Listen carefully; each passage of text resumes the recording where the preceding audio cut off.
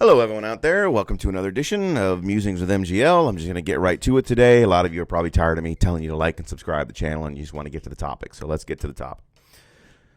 Today, we're going to talk about the dreaded word of the day or phrase of the day that we've been hearing everywhere. You've been hearing it for decades, actually, and that is universal background checks.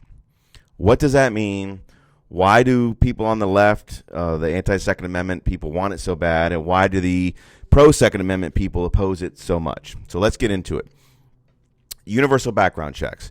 Currently, right now, in America, if you go buy a gun from a dealer, a federal firearm licensed dealer, an FFL dealer, gun shop, they will run you through a background check. If you buy it from them, they have to run you through a background check. If you buy it from anybody other than a dealer, meaning a private citizen, your neighbor, your uncle, whatever, coworker, they don't have to run you through a background check, okay? So there's gun shop deals, and there are what are called private deals. Currently, these private sales do not have to go through a background check. I can sell it to my neighbor Joe. My neighbor Joe can sell something to me, and neither one of us have to do a background check. So universal background checks means just that, basically. Universal, meaning every transfer of a firearm would need to go through a background check. So universal, not just gun shops, private sales and or private transfers would also have to do a background check. So now if I want to sell my neighbor Joe a firearm, I have to run neighbor Joe through a background check just as if I was a licensed firearm dealer. So what it essentially does is it turns every person in the country into a quasi-licensed firearm dealer, meaning that they have now the obligation to run a background check. They don't give you any other rights or cool stuff that come along with being an FFL, but you now have to run everybody through a background check. And a lot of these bills aren't just sales. That they use the phrase transfer, which means if I want to loan my neighbor Joe a firearm for the weekend because he's going to go hunting, I have to run him through a background check just to loan it for that weekend. Some of the bills make it family members as well. If I want to if I'm a father and I want to give a firearm to my son as a birthday present when he turns 21, or my daughter when she turns 21, I have to run them through a background check. Now, some of the bills carve out exceptions for them, and you'll hear this a lot when you say, oh, this is why we don't like universal background checks, because they put a burden. A father can't transfer a gun, or a mother can't transfer a gun, or a grandfather. Nobody can inherit firearms without going through background checks. So and a lot of these bills, in all honesty, carve out exceptions for those. They carve out exceptions for family member transfers. Some of them carve out exceptions for temporary transfers, like the scenario where I give it to my neighbor for the weekend or whatever. But a lot of them don't. They don't all carve out those transfers. And when you use the term universal, it means every transfer. So we take it from the standpoint that when they say universal, they mean universal, and the carve outs aren't real.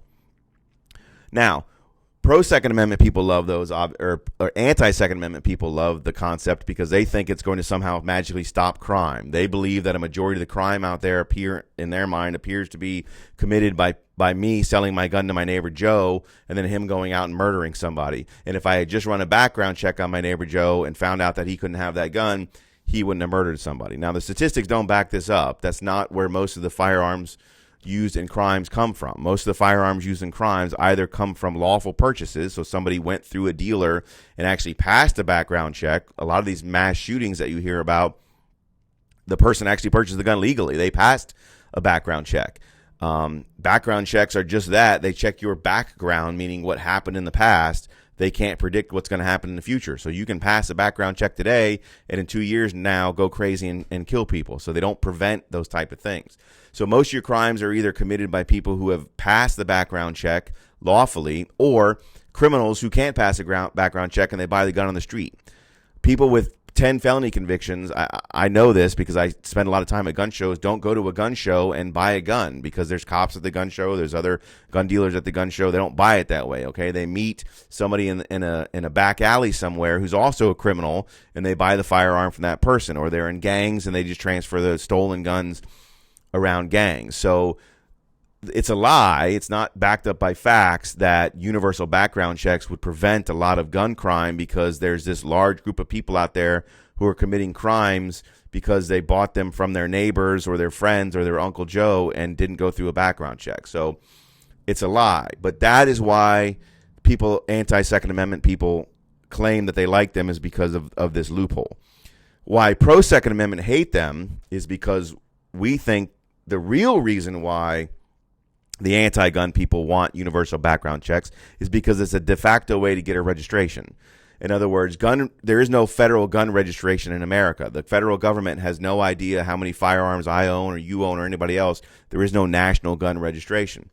If you create a concept of universal background check, the only way to enforce that is to have a national registry, meaning every time a gun transfers hands, the government keeps a record of it. And they will have a record of it so that they can refer to it one day whenever they want to find out who in America has firearms. So the main reason we object to it as Second Amendment people is because it is a backdoor way to get to a gun registration without just passing a law that says everybody has to register their firearms. It's a way to create the registration over time by tracking all of the transfers of the firearms.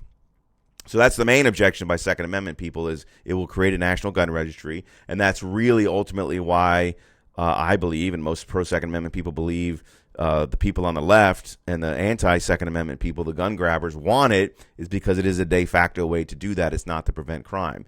It's also a slippery slope concept, meaning that's not where they want to stop. We all know that what their ultimate goal is gun confiscation. And again, the universal background checks is a way to get there. You create the universal background checks that leads to a registry. And then if they ever get around to passing any sort of gun confiscation, they know exactly whose home to go to pick up their guns and how many guns that they have. So there's lots of other reasons to be against it. Mainly is that it's none of the government's business what I do with my personal property, regardless of whether it's a firearm or a lawnmower or whatever. I should be free to engage in commerce with my fellow Americans without having to get the federal government overlord's permission to do so.